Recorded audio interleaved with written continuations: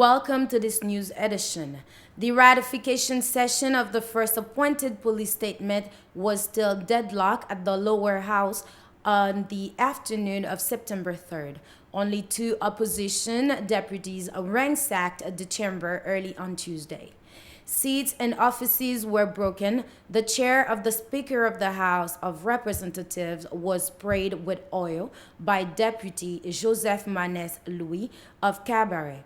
Under the shelter of Famila Valas and Jean-Robert Bosset of Aquina, elected from the People's Organization in Struggle, OPL. This act of vandalism is a reaction to the attitude of the House Speaker, Garibodo, during the array of indictment, said Congressman Louis. Grooming work has been undertaken at the lower house level to allow the ratification session to take place. It was learned during the preparation of this edition. The designated Prime Minister Fritz William Michel had visited the Haitian White House in consultation in the run-up to the 3rd September. Sitting in the Chamber of Deputies that will go on holiday from September 9th, it has also been informed. The citizens of Pétionville grumbles against the executive because of the new fuel shortage caused in the country 2 weeks ago.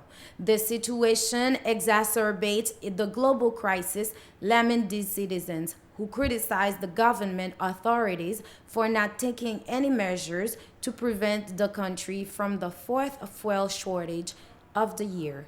Oil products are strategic and the authorities should manage them effectively and efficiently, as in the case in all countries of the world, said these residents of Pétionville. Further on, these inhabitants regret the arrival of this shortage on the eve of the start of school, which is still scheduled for September 9th. Scarcity has paralyzed almost all activities, says these citizens. The citizens of Pétionville grumbles against the executive because of the new fuel shortage caused in the country 2 weeks ago. This situation exacerbates the global crisis, lament these citizens who criticize the government authorities for not taking any measures to prevent the country from the fourth fuel shortage of the year. Oil products are strategic and the authorities should manage them effectively and efficiently, as in the case in all countries of the world, said these residents of Pétionville. Further on, these inhabitants regret the arrival of this shortage on the eve of the start of school, which is still scheduled for September 9th. Scarcity has paralyzed almost all activities, says these citizens.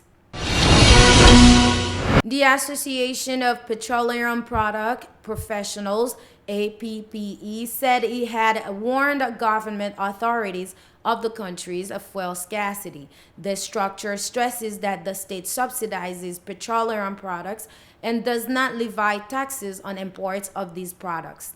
Importers are subsidized by petroleum products with a surplus of 70 good on gasoline, 84 good on diesel, and 102 good on kerosene. As a result, the APPE has liabilities of around 8 billion good to its suppliers. The payment of 2 billion has allowed the arrival of 2 cargoes to feed the market for a few days, the structure says. APPE said it had resumed distribution of petroleum products at the end of last week. However, the carriers are observing a walkout for reasons related to insecurity, deploring the diversion of 2 of their trucks. The complainants in the Petro-Caribe case are demanding for the umpteenth time the deportment of Judge Ramonsid Axime.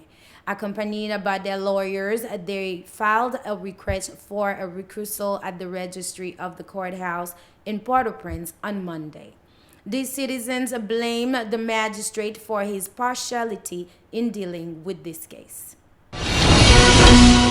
Abroad, at least 16 civilians were killed in an attack claimed by the Taliban that rocked Kabul late Monday as Washington seeks to finalize a peace deal with the insurgent.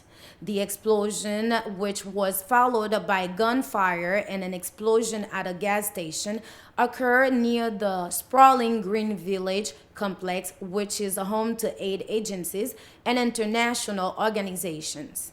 The Taliban claimed responsibility for the attack, which their spokesman, Zabihullah Mojahid, said was carried out by a suicide bomber and a commando.